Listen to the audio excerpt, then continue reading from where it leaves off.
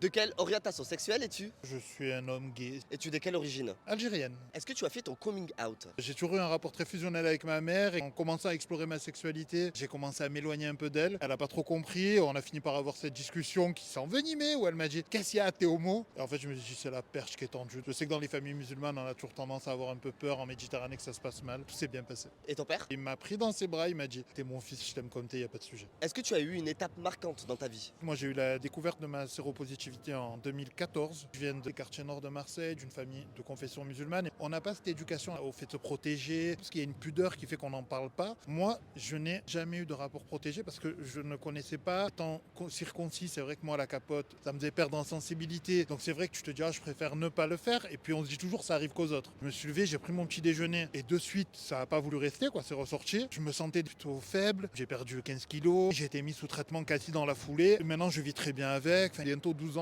plus tard, je suis toujours là. Est-ce que ton copain était au courant? Oui. Les séropos aussi? Non, pas du tout. Et il l'a très bien accepté. Enfin, ça a été un non-sujet en fait. Mais t'es séropositif, oui, tu prends ton traitement, t'es indétectable. Oui, bon, pas de sujet alors, pas de problème. Est-ce que vous vous protégez quand même? Non, non. J'ai un suivi médical qui est important. 3 petits cachets le matin. Lui est sous PrEP parce que on est dans un couple libre aussi, donc il se protège. Je devrais passer à l'injection parce que maintenant ils font des traitements injectables, une dans chaque fesse. Et ça permet d'avoir le traitement dans le corps pendant un mois. La capote, elle est toujours là, elle protège toujours. Il n'y a aucune raison de ne pas se protéger et il n'y a absolument aucune excuse de ne pas aller voir un médecin.